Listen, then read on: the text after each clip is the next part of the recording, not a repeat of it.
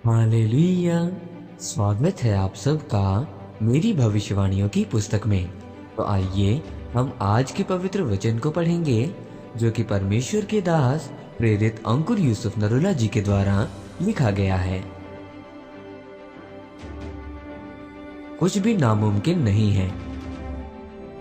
जैसा कि नीति वचन की पुस्तक अध्याय 16 उसकी 3 आयत में लिखा है, अपने कामों को यहोवा पर डाल दे, इससे तेरी कल्पनाएं सिद्ध होंगी। मेरे प्रियो, बाइबल में लिखा है कि परमेश्वर ने जब आदम को बनाया तो उसे अपनी समानता में बनाया और अपने जैसे ही अधिकार भी उसे दिए।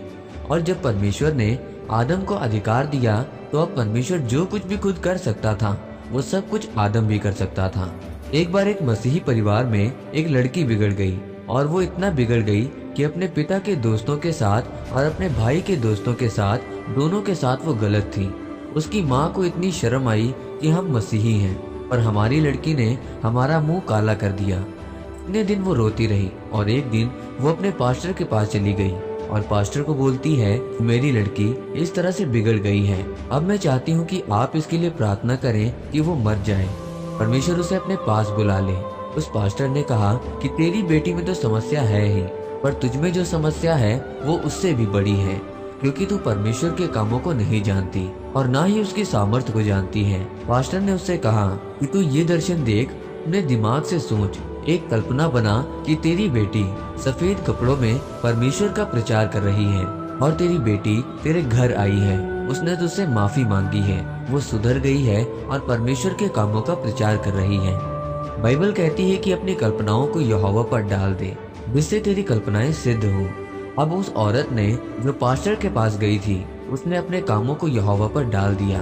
उसने अपनी मर्जी को पूरा करना नहीं चाहा कि मेरी बेइज्जती हो रही है इसलिए मेरी बेटी मर जाए, पर उसने अपने दिमाग में ये कल्पना की कि मेरी बेटी वापस आ रही है। उसने पापों को छोड़ दिया है और वो रोज इस सोच से प्रार्थना करने लगी और इस वचन को दिमाग में सोचा कि अपने कामों को यहोवा पर डाल दे, इससे तेरी कल्पनाएं सिद्ध होंगी। आज आपकी कल्पना एक बड़ी चर्च की हो सकती है, बड़ा व्यापार का हो सकता है, आपकी विवाहित जिंदगी में जो संघर्ष है उससे बाहर आना हो सकता है, आपकी चंगियाई का हो सकता है, वो कल्पना आपके बच्चों के बारे में भी हो सकता है। आप जानते हैं कि जब वो औरत ने अपनी बेटी के बारे में कल्पना की और प्रार्थना की तो एक दिन सचमुच उसके दरवाजे पर ठक ठक की आवाज आई। जब उसने दरवाजा खोला तो उसकी बेटी सामने खड़ी थी। उसने बताया कि वो गलत कामों से शर्म महसूस करती थी, इसलिए वो एक दिन मरने के लिए जा रही थी, क्योंकि उसने सोचा कि पता नहीं मेरी माँ तो गुस्से वाली है तो वो मुझे स्वीकार करेगी कि नहीं। पर उसे पता नहीं था कि उसकी माँ को पास्टर ने बदल दिया है।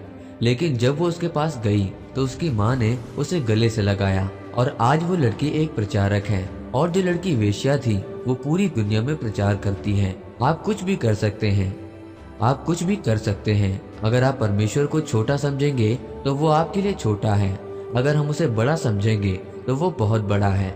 जैसा आप उसे समझेंगे वो वैसा ही आपके जीवन में काम कर सकता है। आमीन। आइए इस प्रार्थना को आप मेरे साथ एक मन होकर करें।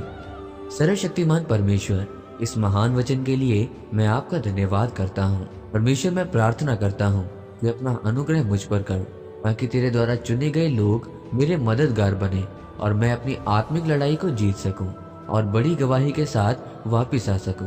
प्रभु यीशु मसीह के नाम में, आमीन। परमेश्वर आप सबको आज के वचन के ऊपर मनन करने के द्वारा आशीषित करें। आमीन।